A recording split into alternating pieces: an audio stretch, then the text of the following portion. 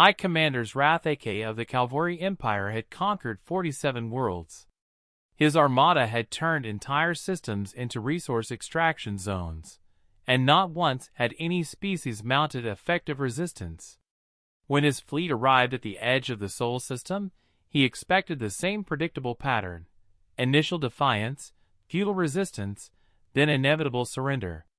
The humans had been peaceful for 60 years since joining the galactic community. Their military was small, their fleets defensive, their diplomats endlessly patient. Intelligence reports showed a species obsessed with art, philosophy, and trade. Perfect victims. Transmit the ultimatum, Wrath aka ordered from his flagship's command throne. Standard terms: surrender all military assets, submit to occupation, provide 40% of all resources as tribute. The reply came within minutes. A single human face appeared on the view screen, a woman with gray-streaked hair and tired eyes. Admiral Jessica Okonkwo, commander of Earth's Defense Fleet. "High Commander's Wrath aka," she said, her voice carrying a weight that made his sensor operators look up from their stations. "We decline. Withdraw from Sol space immediately." Wrath aka's mandibles clicked in amusement. "You have 14 defensive platforms and 36 ships. I have 400 warships and orbital bombardment capability. I'm offering you survival." "No," Admiral Okonkwo said simply. "You're offering us slavery. There's a difference. You have 6 hours to leave. After that, you'll learn something about humans that 60 years of peace made the galaxy forget." The transmission ended. Wrath aka laughed, a deep, resonating sound. "They're bluffing. Begin the assault. Target their outer platforms first."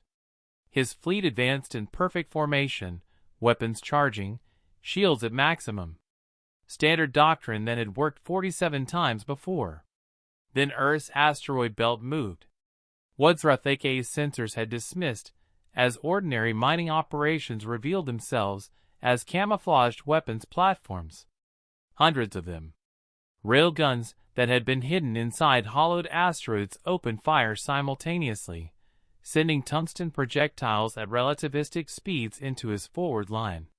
6 ships simply ceased to exist, torn apart by kinetic impacts that released more energy than antimatter warheads. "Evasive maneuvers. Return fire," Wrath aka bellowed. His fleet scattered and began targeting the hidden platforms. Missiles launched. Energy beams carved through space. 3 platforms exploded. And then the human ships arrived.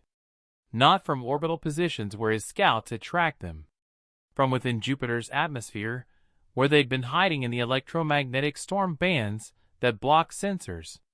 They emerged at vectors that shouldn't have been survivable, their hulls superheated but intact, moving with coordination that spoke of decades of training.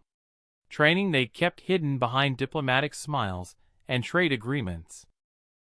The human vessels were smaller than cavalry warships, but they moved like predators.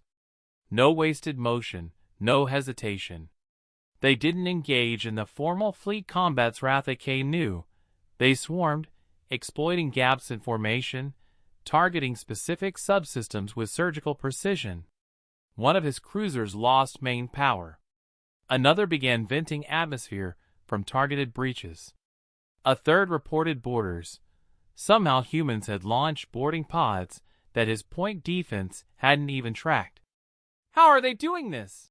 his tactical officer demanded, all 4 of his eyes wide with panic. Admiral Okonkwo's face reappeared on every screen in his fleet. "You want to know our secret, Commander? We didn't become peaceful because we forgot how to fight. We became peaceful because we got too good at it." The view screen split, showing archive footage, mushroom clouds rising over cities, trenches filled with millions of dead, orbital weapons reducing entire continents to glass, submarines carrying enough firepower to end civilizations, drones that could kill from continents away. "For 10,000 years, we fought only ourselves," Okonkwo continued, her voice cold as vacuum. We got so efficient at killing other humans that we nearly drove ourselves extinct. 3 times. We learned every way possible to turn matter, energy, and physics into weapons. We weaponized atoms, viruses, information, even the weather itself. More footage. Human soldiers fighting in every conceivable terrain, Arctic tundra, desert heat, underwater, in vacuum, inside storms. Humans had fought wars on every surface of their planet, in every condition, against every obstacle. We stopped, she said, because we finally understood that our greatest enemy was ourselves. We chose peace. We built a civilization based on cooperation instead of conquest. For 60 years, we've been the diplomats, the mediators, the peaceful traders. Her eyes hardened. But you threatened that peace.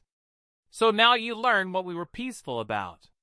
Now you discover what happens when a species that nearly destroyed itself with warfare decides someone else needs a lesson. Srathake watched his fleet disintegrate around him. Not from overwhelming firepower, from precision.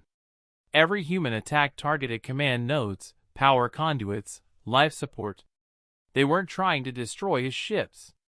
They were systematically disabling them, leaving his warriors floating helplessly in dead vessels.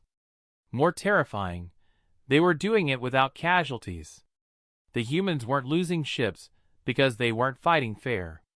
They'd studied cavalry tactics through trade interactions, identified every weakness, and exploited them with the ruthless efficiency of a species that had spent millennia perfecting the art of killing. Retreat! Srathake finally ordered, his pride shattered. Full retreat! Negative. Okonkwo's voice cut through his command channel. You came to conquer. Now you stay to learn. Every ship in your fleet is disabled but intact. Your warriors are alive but imprisoned. You're going to drift here inside of Earth while we broadcast what happened to every species in the galaxy. Her image filled his screen one final time. We're sending you home in shuttles, Commander. Unarmed. Unharmed. Tell your empire what you found here. Tell them that humanity chose peace not from weakness, but from experience. Tell them we know 10,000 ways to wage war, and we're very, very good at all of them. The transmission ended.